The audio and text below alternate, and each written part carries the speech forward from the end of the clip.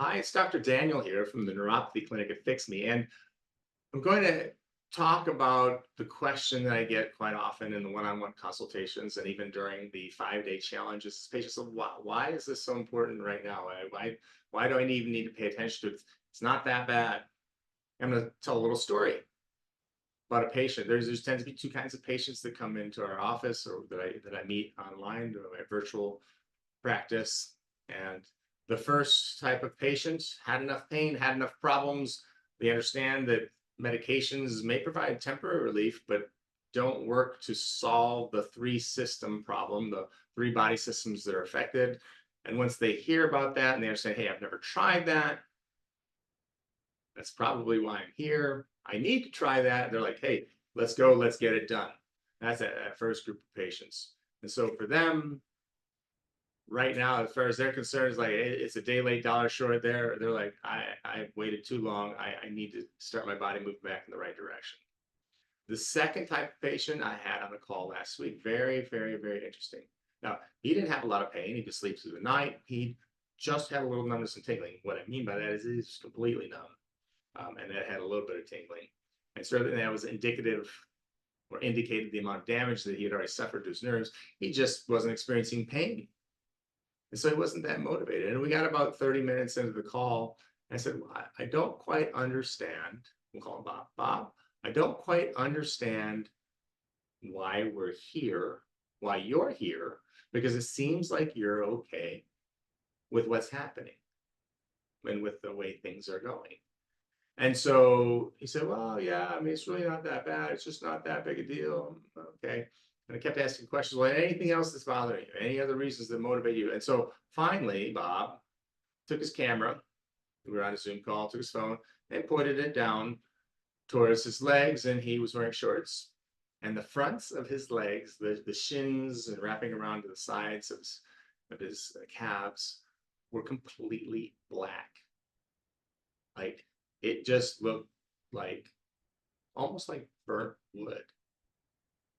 And I was obviously a little bit shocked because we talk about that system a lot, the issue a lot when we're talking about taking patients through the 5-day challenges or doing one-on-one consultations, is that we've got the metabolic system involvement, which has led to the loss of circulation, which then leads to the breakdown of the nervous tissue, the nerve tissue, and the soft tissue.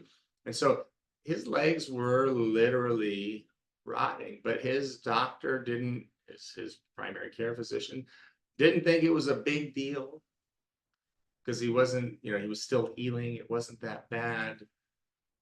And of course, I was extremely confused because I know what happens next. And you probably know what happens next when we have that much soft tissue breakdown and the skin is just basically blackened. What's going to happen next to him, do you think? If you guessed amputation, you're absolutely right. Now, he's the type of patient that will wait and wait and wait until it's too late. And so when we talk about neuropathy, there are 4 stages of neuropathy, stages 1 through 4, similar to cancer in that regard. Obviously, it's not cancer, but similar in the sense that the deeper the stage, the harder it is to reverse. So if somebody said to you, hey, you've got stage 1 cancer, you can do this and get rid of it, would you wait? I would guess not. I mean, chemotherapy is not fun. Radiation is certainly not fun. But if somebody gives you the option to handle the problem quickly and get out and have a great chance of solving the problem, you're going to take it. You're not going to sit there and scratch your head and think about it. And so there's a window for people. Once they get neuropathy, they're going to move through those stages. It's not a question of if you're going to progress. It's just how long it's going to take. Some people take a very long time. Some people progress very rapidly.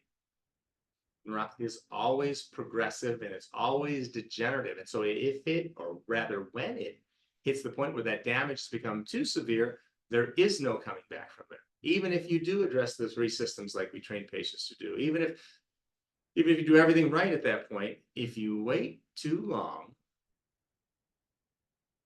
there is no coming back from it. And so that's that whole, you know, taking action. We interview patients when we talk about whether or not we're going to accept them, because we don't want patients who are blasé or very casual about the situation. We know how serious neuropathy is.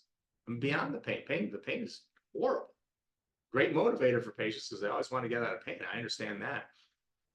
But we see all other kinds of issues, whether it's the amputations, the skin ulcers, the skin breakdown, balance issues.